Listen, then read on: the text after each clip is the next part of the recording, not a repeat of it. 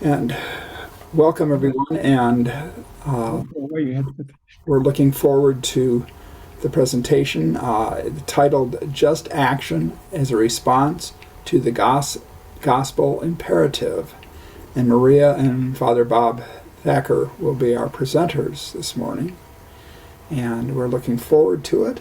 And Bob and Maria, with that, it's your time to go. Hey, thank you, Brother John. Wait a minute. We lost you. Oh. Wait a minute, Brother John? Can you hear us? Yeah. We lost the screen. All right, that's interesting. I can see you. Why is it doing this? Did I do cancel or open Zoom meetings? No, it's, Yeah, that's the screen I have in the middle. Open Zoom meetings, question mark. Go up to the top of your screen and hit the horizontal line. You have an X, and then if you come in towards the center, you need to minimize what you're looking at, I think. Are we all supposed to do that? No. Just, okay. If you are on, it's, let me get back to. If you would like, if you can see and hear, we could go ahead and start, although we can't see, but we can hear. Well, yeah. Hang on for just a second. Let me.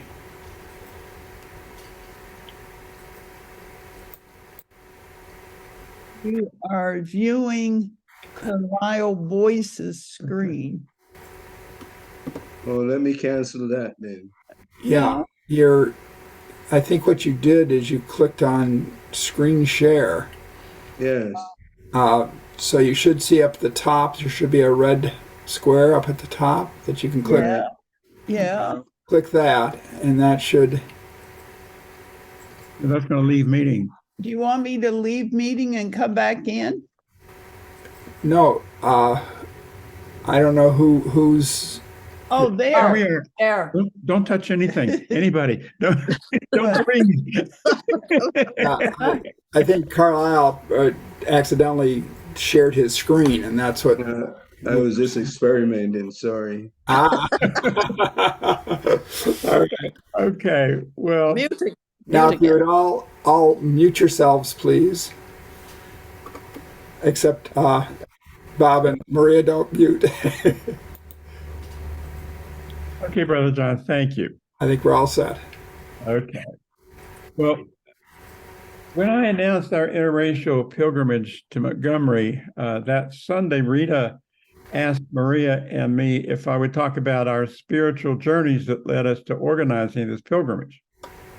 And I'll address this as a priest, and Maria will speak out of her experience as a cross-cultural interpreter.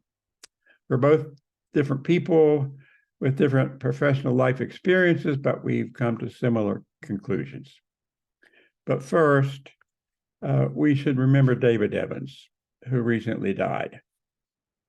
David embodied the act of putting the gospel call into just social action. David was active in the Peace and Justice Committee, calling the parish to just action. He formed the first Brady group in this parish, and under his inspiring leadership, it spread throughout the state. Father David Evans is an example of living the faith that all of us can follow.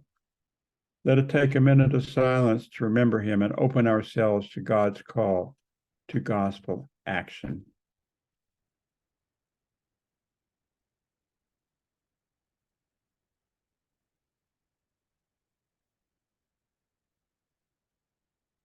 Amen.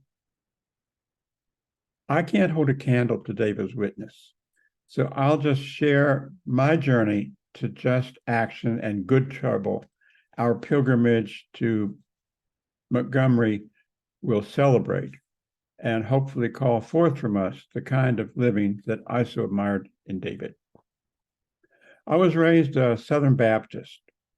I was entering my senior year in high school when they decided to integrate the schools. There was a plan to ease the change by having the youth groups of the black and white churches meet together during the summer. My church refused to participate. One person I considered a mentor said, "They're trying to get the niggers and whites together and it'll never work." I didn't want my school to integrate. I didn't want to go to school with them. But something inside of me said that what he said wasn't right. I never had that kind of thought before. Where did it come from? When I graduated, I went to school in Chicago.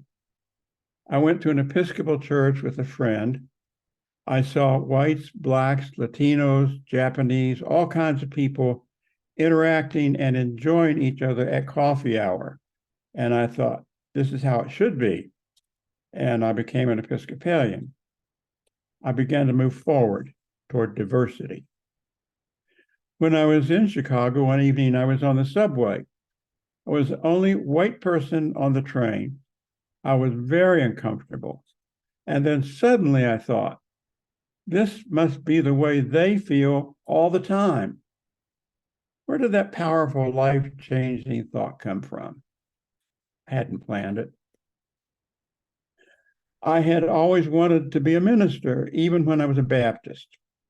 But I'm an introvert and couldn't imagine doing that. But the urging was always there. Several people I asked about it all said I should keep doing what I was doing. And if something was supposed to happen that I was supposed to do, it had become clear to me.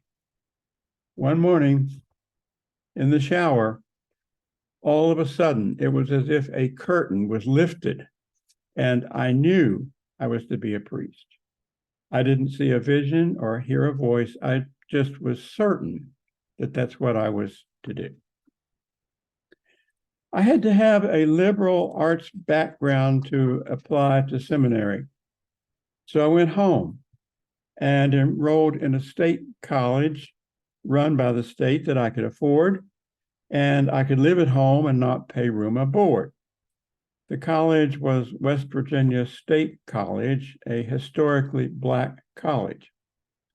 My parents said it was okay for me to go there, but I was not to bring any of my black friends home. What would the neighbors think? I went there and was immersed in black college student life. I was challenged, but I loved it. Eventually, I was ordained. And after the service, my mom told me that she had been having trouble getting pregnant. So she told God that if he let her have a son, she would dedicate him to God's service. She never said anything about that to me until then. I was blown away. God's powerful, rapid response to her longing allowed me to be here. A few years after ordination, I decided I couldn't be a priest. I was disillusioned with the church. It wasn't what I thought it should be. It was during the Vietnam era, and my attitude was nowhere near the church. The only thing I was doing in the parish that I felt was effective was counseling. So I went to the bishop and told him I wanted out and was going to DC to become a social worker. He was okay with me doing that, but wanted me to keep in touch with the church and wanted me to take 2 small missions near DC. I could have an income, be close enough to commute to school in DC. I agreed and learned it was a white mission and a black one. The senior warden in the white congregation was Mr. White, and the senior warden in the black one was Mr. Brown. Those 2 congregations were wonderful Christian communities, just what I'd hoped the church should be, so I decided to remain a priest. I learned so much from those people, especially in the black church. It formed me in ways that will never leave me. Eventually, I ended up with 5 small missions in the coal fields in West Virginia. They were in extreme poverty. One day I was pretty sick and went to the clinic at the hospital. I was standing in a long, dingy line with poor, bedraggled, sick people waiting for a very long time to be seen. I hadn't been there very long when someone came up to me and said, "Come with me, you don't belong here." He took me up the elevator to the top floor where there was another clinic, clean, well organized, with well dressed people. I had no idea there was another clinic for my kind of people. It was an eye-opening experience for me. For the rest of my life, I will be aware of the difference our society makes between types of people, no matter what their race or economic background. Later, I became rector of the largest progressive parish in the diocese. This is in the Diocese of Southwest Virginia. The United Mine Workers called a strike against the Pittston Coal Company. As a pressure tactic, the company canceled health benefits for widows and retired workers. It became a moral issue, and the churches and clergy got involved. As a recognized priest in the area, I was contacted by the United Mine Workers and asked to be part of a planned event. The national press and a large crowd of people were present as each of us sat down in the road in front of coal trucks one by one and were arrested and taken away as the people sang Amazing Grace to each of us. As I looked out the window of the prison bus, I saw Maria standing there crying. And I heard a voice say, I actually heard it, "I am with you always." When I got home, the newspaper had 4-inch headlines on the front page, "Local rector arrested," with a picture of me being taken away by the state police. I lost my position, but ended up in Bermuda for 10 years. It must have been God's sense of humor and equality, but the former priest was asked to leave because of union activity. A wounded priest and a wounded parish healed each other. I had been there only a few years when the English-speaking church in Tokyo contacted me at the suggestion of a friend who was the interim there. I told him I hadn't been there long enough to leave. Thank you very much. Then, several years later, Maria was presenting a paper in Tokyo. We went to church on Sunday, and we went to the English-speaking church. I had forgotten that they had contacted me several years ago. As it turned out, the priest was the one who took the position that I had been contacted about years before. And he had announced his resignation the previous Sunday. And I was sitting in the pew next to the chairman of the search committee. I ended up in Japan. Not a Black country, but a challenging one with a wonderful non-white culture. So the segregationist Black boy, white boy, Baptist boy,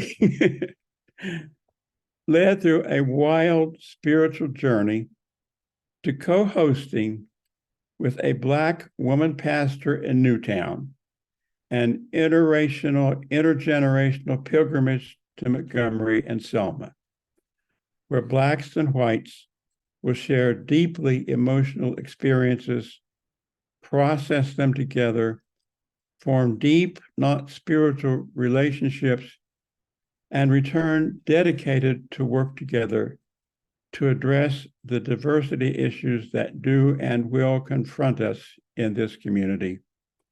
I hope some of you will feel God's urging to be a part of this project. Maria? Okay.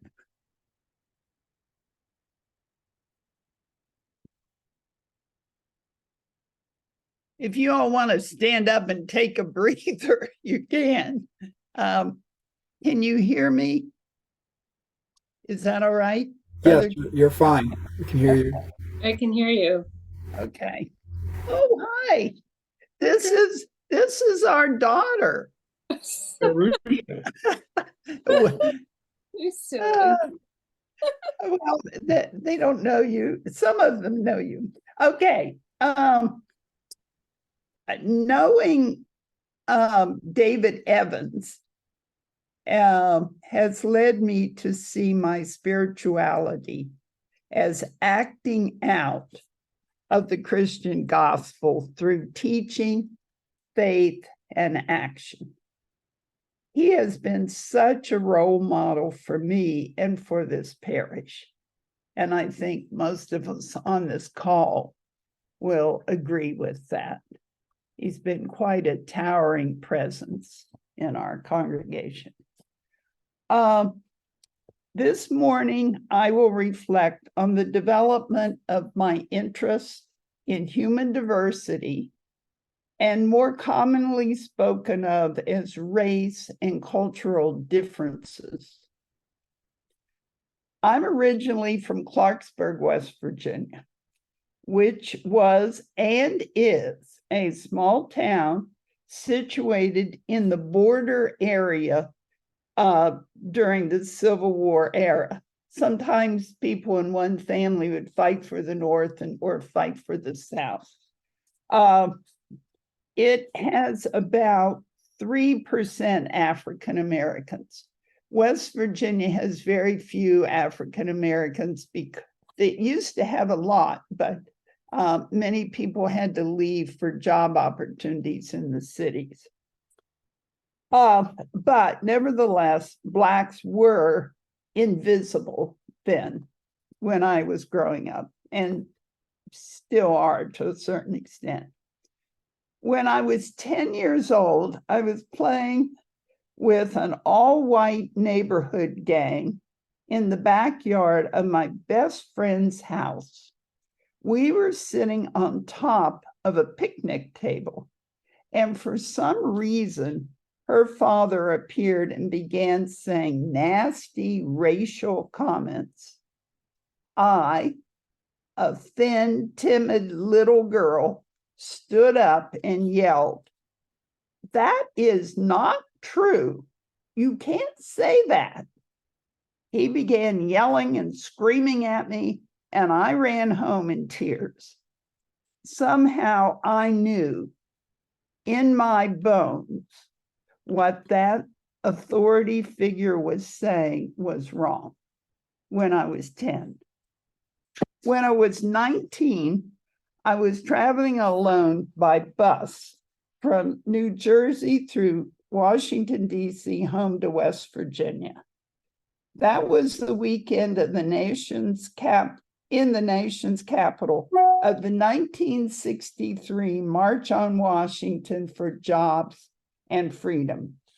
I knew I had to go to that march, but 6,000 National Guards were on standby. Liquor sales were banned. Most businesses were closed. And my parents, by telephone, were adamant that I come home to West Virginia immediately. I was in the bus station in a telephone booth, the old kind that had a glass panel behind the box where you could look over into the next booth, which also had glass on it. And I was on the phone calling home when I saw staring at me through the glass from the other side a male friend with whom I had been a church camp counselor the summer before. Later, an angel was on my shoulder as I listened to the speeches, shared in the camaraderie of Blacks and whites being together, learned the songs, became inspired by Dr. King, who was just above me on the podium. Later that night, we made our way to the West Virginia Diocesan Center, where the entire staff gathered around all night and wrestled with the most urgent race questions of our time. That night, I caught a glimpse of what this country had to do. When I was 25, I was living the dream. Job on the hill, 7th floor apartment on the highest hill facing over Washington, when one Thursday, Dr. King was killed. The city erupted, martial law was declared, and the tanks rolled down the street below. For 2 nights, I stood in front of my windows and watched the twinkling necklaces on the horizons as many of the avenues in the Black section burned. I knew in my bones that I had to change my career path. Within a week, I'd resigned my job. A month later, changed graduate schools. 2 months later, moved to the inner city, where I became one of 4 white teachers in a ghetto school. One morning, as I was preparing for school at Gage Elementary, I looked in the bathroom mirror and was shocked that I was white. So these life experiences affected me, and life experiences affect your personality through the formation the formation of your spirituality. So there's curiosity, comfort level with risk, and level of cultural security. And when I say level of cultural security, I mean the ease of being in your own skin and how you understand yourself and how you came to be who you are. An ease with that. All affect if you can reach out and grab or ignore opportunities of growth that float along through your life. Everyone is different. In terms of grabbing or ignoring floating opportunities, for me, I have 3 examples. When I was in college, on the bulletin board, I saw that the fresh air camp serving Harlem children in New Jersey needed a counselor. I had to be a quick learner how to do black hair. I was scared to death. When the Peace Corps assigned me to Sierra Leone, I had to run to the library to figure out where it was. My godfather told me I was too frail and wouldn't survive. My mother, in an effort to discourage me, told me she wouldn't be there when I came back. She would have died. I had a fear of water and I had to fly the ocean. I didn't know, except what I read in the comic books, about the continent of Africa. I still remember the smells of the city and the din of the city that first night above Freetown, the capital city. I was scared to death. The third example of grabbing an opportunity was when our family decided, literally overnight, to investigate living in Bermuda, because it's probably similar to Barbados and we like that place, which is really funny. Of course, Bermuda is nothing like Barbados, but it turned out over 10 years to have been a wonderful environment. By then, I had an adventurer in arms, Bob, and it wasn't so scary after all. All of this in your bones and grab what's floating by, for me, has encompassed by an attraction for cultural difference. Where did that come from? I grew up in a mono white culture. West Virginia is about as white as you can get in the United States. But three things happened. My father was in the newspaper business, and I read several newspapers every day. In a sociology class my junior year, I read Margaret Mead's Coming of Age in Samoa, where I learned that Samoan teenage girls didn't have menstrual cramps. As a 16-year-old who got deathly sick once a month, that was quite a revelation. What is this invisible thing called culture? One of my absolute favorite activities while living in Bose, Sierra Leone, was going down the street past the garbage pile with the vultures sitting on the top to visit the neighbors. We would just chit-chat about nothing of great importance, except one day, one of the men got in a heated argument with me when I was trying to explain how my country had a man circling around the moon. Of course, no one could see this man, so why was I making up lies? Another day, I was standing on my porch in Bow, telling a fellow Peace Corps volunteer how I got energy from talking and learning from my neighbors. He said, "Oh, you could make a living in this by becoming an anthropologist." Margaret Mead notwithstanding, it took me 13 years, but eventually I made it and have been happy ever since.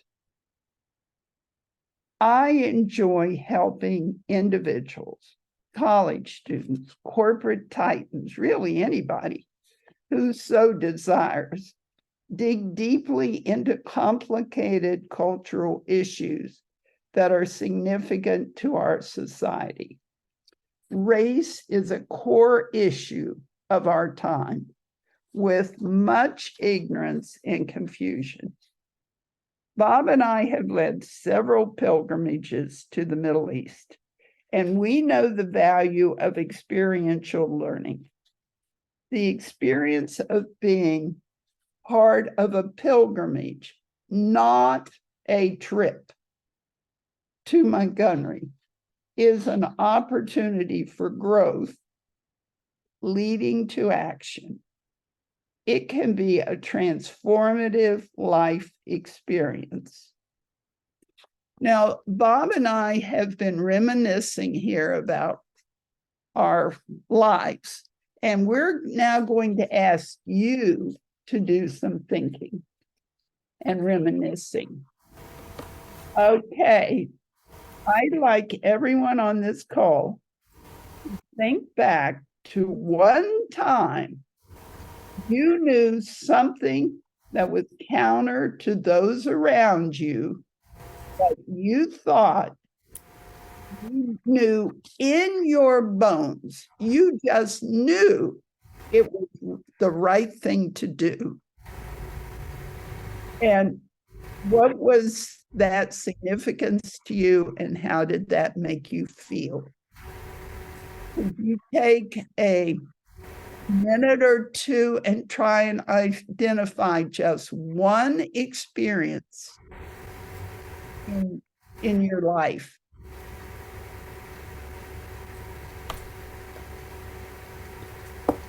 And when you've done that, I'll ask you to use the Zoom function to go ahead and raise your hand, and we'll call on you to share.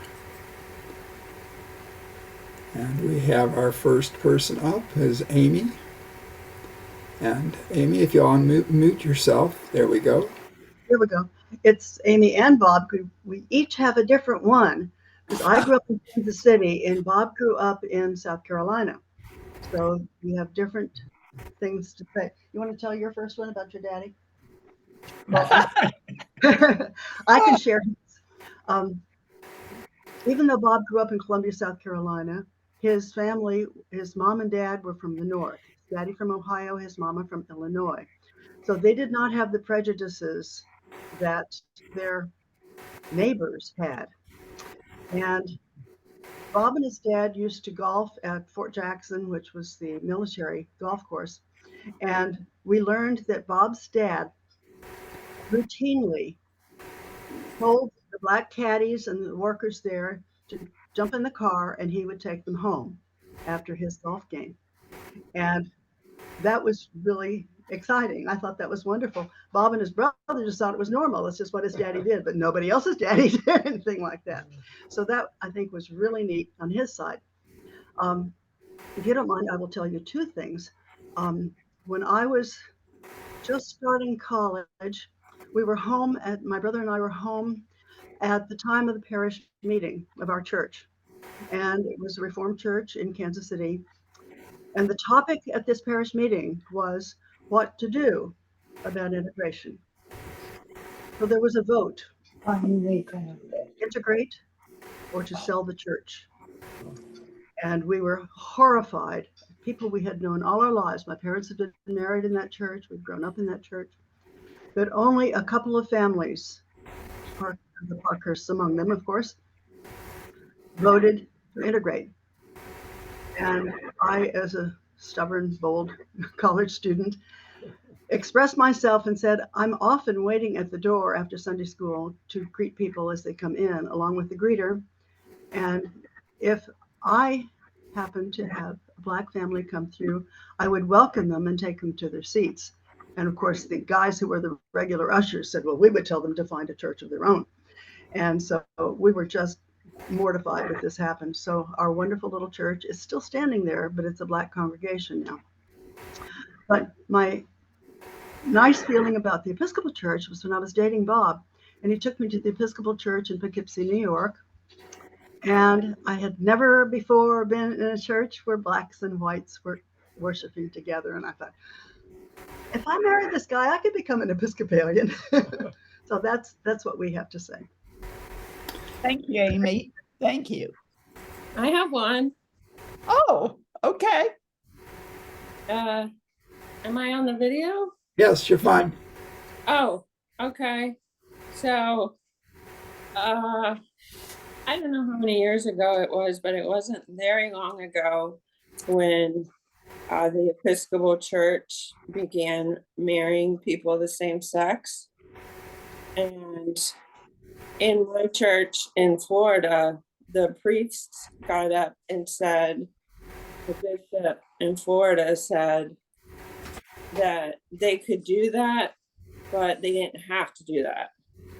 And the priest said, I'm glad he said that because I don't believe in doing that. And I didn't feel comfortable being part of that church anymore. I was on the altar guild. I quit, and the priest called me and asked why I wasn't coming to church anymore. And I told him. And of course, he said the typical thing of some of my best friends are gay. And I just said I had to disagree with him. And I really like that church. And the Episcopal Church is supposed to be a place that everyone's welcome. That's a lot about what the Episcopal Church is. But he made it clear in saying that really everyone isn't welcome. If you're gay and you want to marry your partner, he's not going to do it. So I knew when I was sitting in the congregation and he made that announcement, I was like, I can't come back here. So it's not about race, but it's about knowing in your bones that something wasn't right and not being okay with it. So, and I haven't found another church since then. Not because I don't want to go to church. I just haven't really fit in at any other ones around here. So I would like to go back there, but I can't. So that's my story. Thank you for sharing. You're welcome. I'm going to mute myself now. Okay.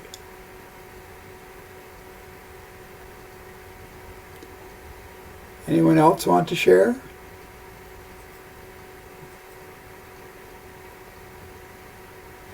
Donna.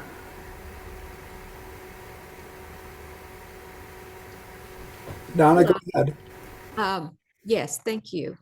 So when I was in high school, I think I was probably 16 at the time, we had a church camp. I grew up in the Methodist church, and we had a church camp that, rather than being like a lot of the camps were out in nature, our church camp from my little town of 2,000 people allowed us to go to Oklahoma City and spend a lot of time in the offices and out in the city with the NAACP.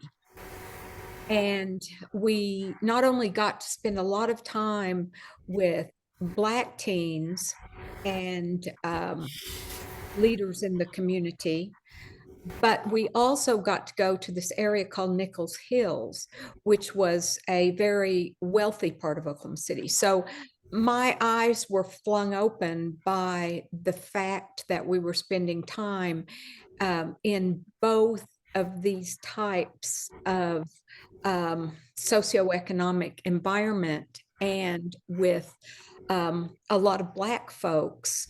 And I had not grown up with any Black people. So this was such an eye-opener for me. I came back to the church and to the school and spoke about my heart, my feelings, and my thoughts about what I had experienced. And it became a part of my formation, I think, for working with a lot of Title I schools, which is schools with a lot of poverty. And in our country, as you know, that equates to working in schools with a lot of Black and brown children and teachers. So that 2-week period really did inform what I decided to do with my life professionally. Thank you, Donna. Michael? You need to unmute, Mike. We each have one and different ones. The listening to Bob and Maria both humbles me.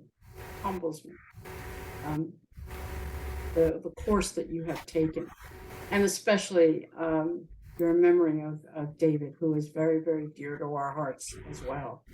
My story isn't about race, but it definitely was an in your bones moment.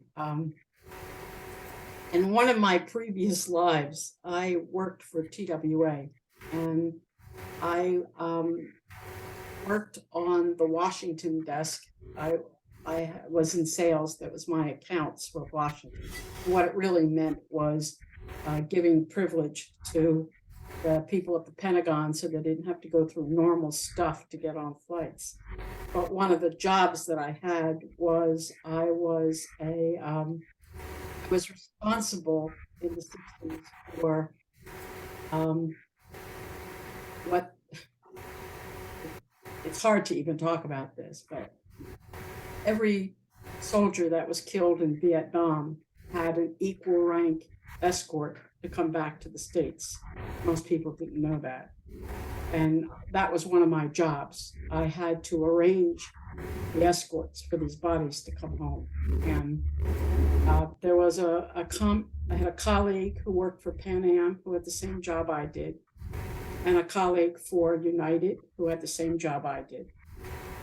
And in conversation with them, we were comparing numbers that we had. The numbers were posted in the New York Times every week, the number of dead. And it never matched up. What I had, what they had, never matched up. It was always underreported. And so we decided to write to the New York Times and tell them that the numbers were false, that people were being lied to, that many more of our boys were dying than people were aware of, and that they should know that if they were going to speak up against the war. And so I did that. I lost my security clearance. I no longer worked for the Washington desk when that came out. But what it did was made me realize that I didn't want to be there. I didn't want to do that kind of work. I didn't want to do any kind of work that was based on a lie. And I changed. Went back to school and had a whole different life. And Maria, that in your bones, there is nothing that compares to that level of truth when you feel it. You just know it. And then you have to do something. Thank you. Yeah, and just want to echo Rita's awareness of your life journeys. Really incredible. Thank you for sharing them, and especially remembering David. Thank you.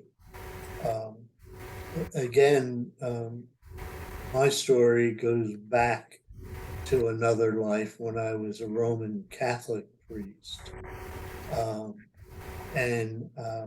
I actually served on a state committee for education. And we were discussing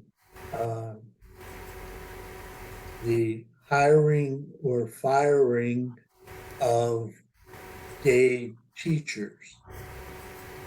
And this was in the late 70s. And they were going to implement a policy whereby anyone who was gay could not teach in a Catholic school. And this would be for the whole state of Pennsylvania.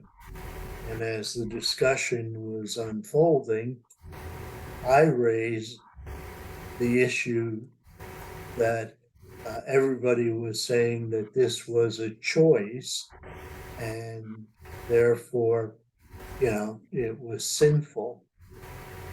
I said, but, there's a lot of indication that it may not be a choice. And supposing in the next year or couple of years, it comes out that it's not a choice, that, science proves that it's genetic or otherwise, we will have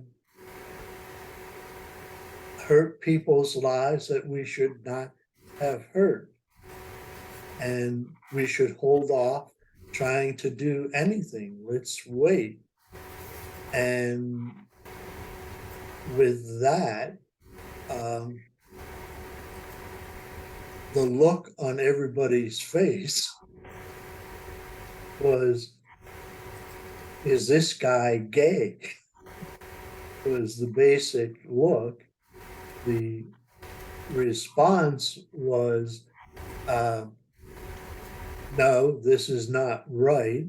Our whole tradition has been that it is sinful, and therefore we will not follow it. And my gut was really telling me this is not right. And that was part of my journey at that point, to really understand that the tradition may be wrong.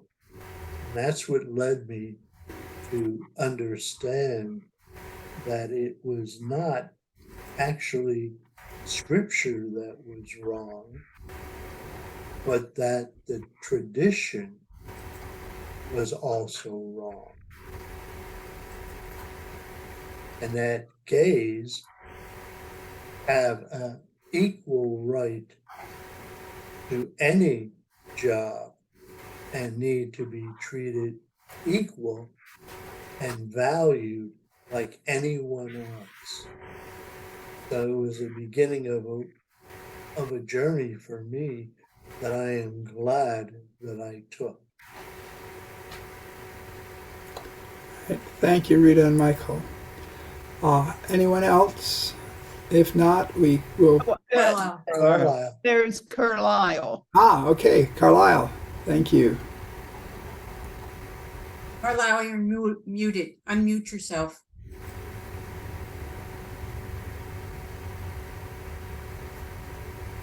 Doriel will go in and tell him. The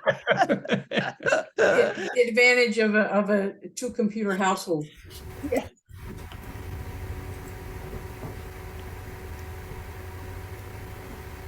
Oh, she didn't make it.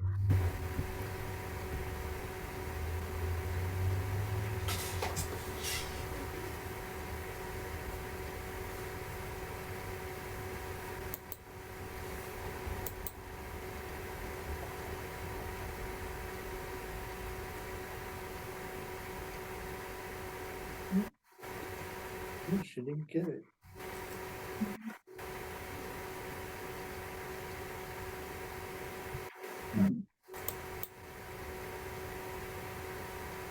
There he goes. There you Can go. you hear me? Okay. Yes, Carlisle, you'll have to begin over. We didn't hear anything. Okay, sorry about that.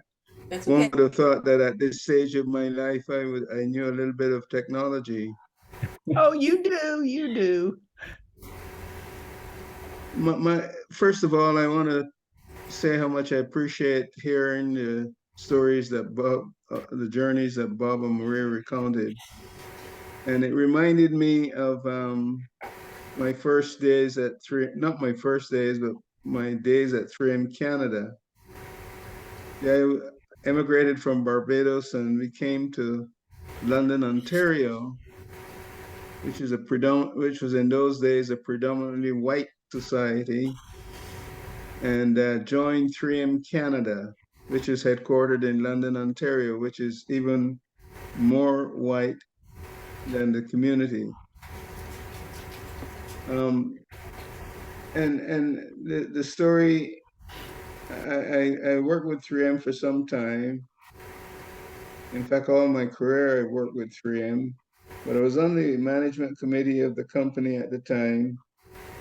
And the company was in the process of implementing a policy that was designed to increase the intake, the number of 5 target groups into the company. There were females, blacks, aboriginals, handicaps, and I can't remember what the 5th group was now. But our boss at the time was outlining the policy and the intent and so on. And he said, given everything else being equal, we want you to give the opportunities that might be coming up to one member of those 5 target groups. In other words, if all the other applicants were, the qualities were on par, and any of those 5 target groups was represented in the finalists, we'd like you to give the opportunity to that particular group. Well, at that time, I was a general manager of one of our businesses in Canada, and my counterpart pushed his hand up and said, Joe, I totally disagree with this policy. Of course, my counterpart was a white guy, and he said, I think that if you implement this policy, you're going to prevent some worthy white guy the opportunity to come and get the job and work at 3M. But I was shocked to hear this, and it underscored to me that people his prejudices without even knowing. So I pushed my hand up and I said, Joe, I don't believe what I just heard. What makes his name was Pat, what makes Pat think that the best that the person we select from one of those 5 groups, be it a female, a black, or any of the members of the 5 target groups, what makes him think that the person we select from that group is not just as good as the best white person available, but better? He automatically assumes that this representative from one of those target groups would be inferior to a white male person. And then I personalize it. I, in the past, had not used my race as a weapon or an issue at 3M at all. I prefer to let my performance speak for itself. And I said to them, this is the management committee of the company, I said to them, I did not think I got this job because by denying some more worthy white guy the opportunity to lead this business. I thought I got it because I was the best person available at the time. Now I'm hearing from Pat that I got it by the company denying some more worthy white guy the opportunity to take this job. And then I gave them a story, which I won't share here, of my being out recruiting at the university and how my race encouraged an applicant to come forward who hadn't planned to do so. But because they had the opportunity to hear me speak and see that I could, or people like me could assume these roles in 3M, person applied for the job, and cut a long story short, we eventually hired this lady, but she came only because she had heard me and came to me and asked me and said to me, I did not know that people like you could reach these positions at 3M. The takeaway I want to get from this is that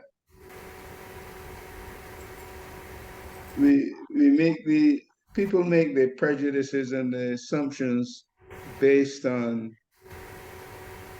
unfortunately, based on color. And only when they find that there's something beyond that color are they willing to give the other person, the targeted group, a chance. Anyway, when I went back to my office that day, I was flooded with notes from my counterparts who thanked me for speaking up. And my boss called me and thanked me for intervening. And he said, I could not do what you did. I said to him, Joe, I wouldn't expect you to, because you have never been Black in a white society. But I've had that opportunity, that experience.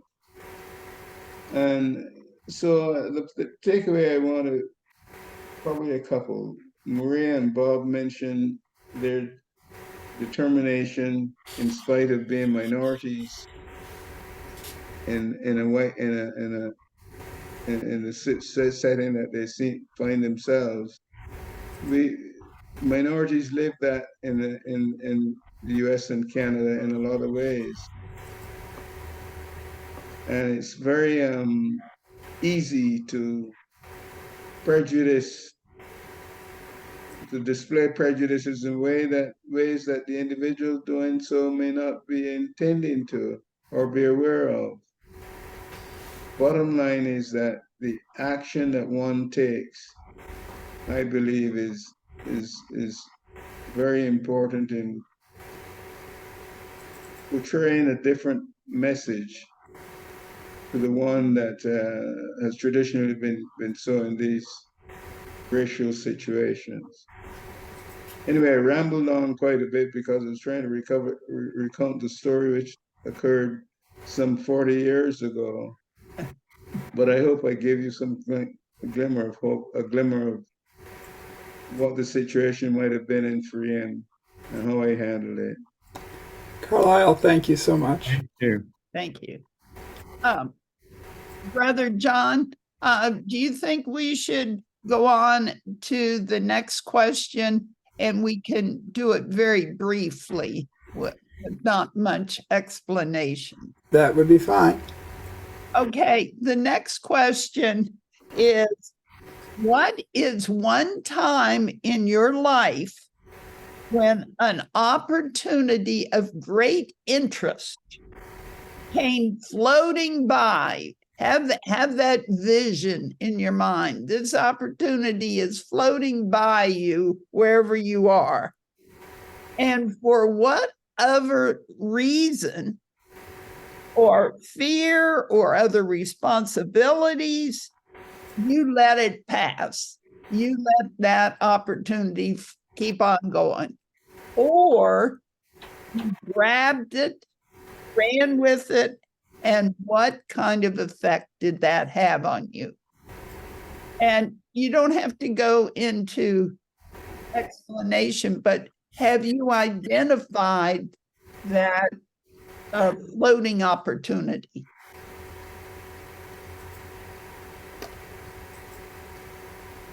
And Donna.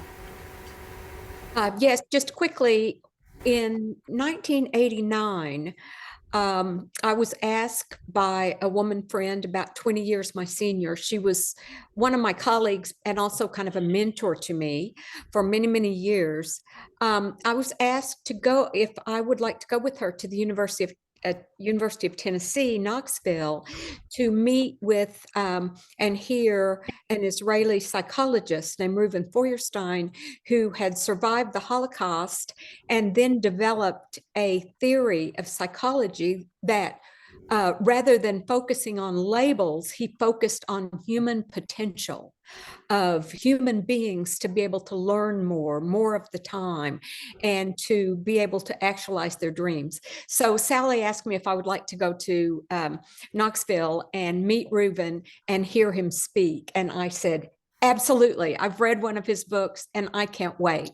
And that was the beginning of a new life for me, having to do with my learning about my own potential and the potential of everyone to be able to learn more. Thank you, Donna. Anyone else? And thank you, Thackers. This has been wonderful.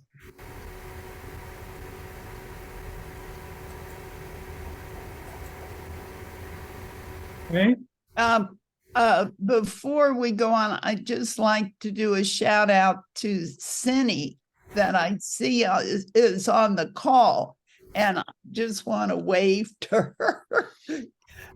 Okay. I haven't seen her. We're waiting for her to come back. Yes. I would like to say that I am thrilled to be here. It took me half an hour to find you. So I really had a hard time, but I persevered and I found you.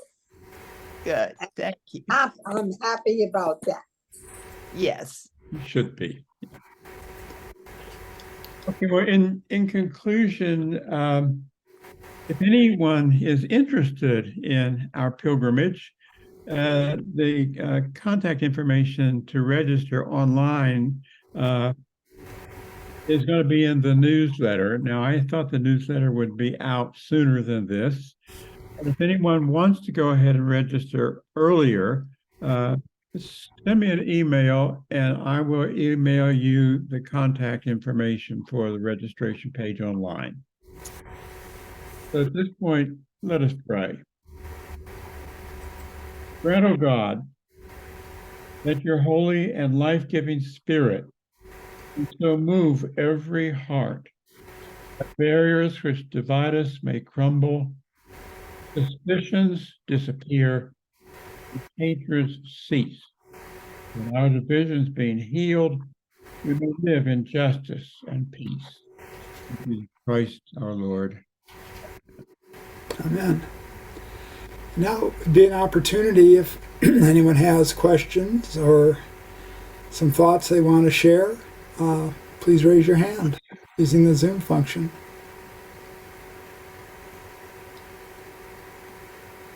We're waiting for that. Bob and Maria, just want to thank you so much for this presentation. It's been wonderful.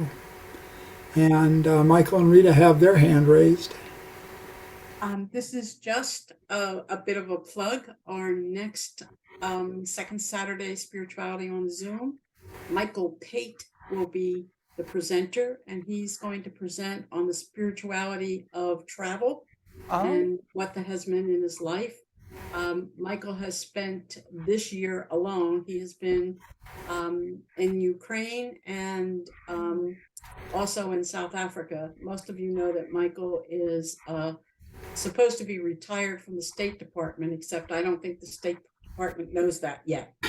So he will be heading back also to the Ukraine this year. So I hope that you all zoom in. I'll give you the.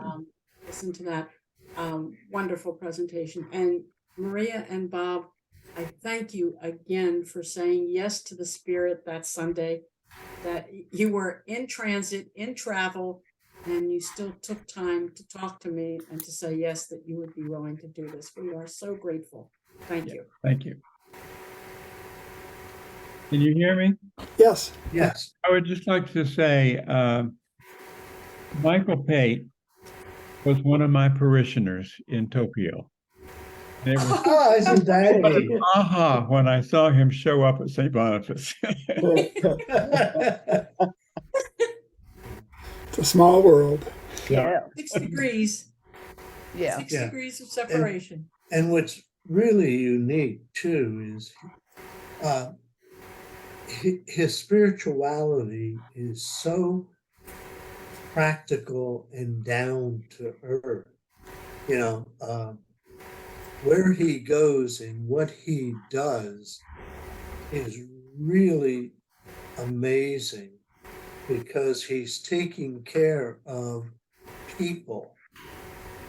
But the places he goes seem to be exotic, but they're also dangerous. You know? Very. And they're places where God's healing needs to be. And so I think he has some fascinating and intriguing insights into God's presence as he travels the world. I'm really looking forward to his sharing. He's really an amazing individual. That date is October 14th. So you can mark it on your calendars. That is the second Saturday in October. We hope to see all of you back again. Very good. Anyone else before we close? All right. Well, again, Bob and Maria, thank you so much. It's been wonderful to have you with us, and for all the discussion and people sharing. Thank you. With that, we will end our presentation. Thank you, Maria and Bob. Yes, thank you, thank you. Big time. Thank you. Very, very interesting. Thank you. Bye, everyone.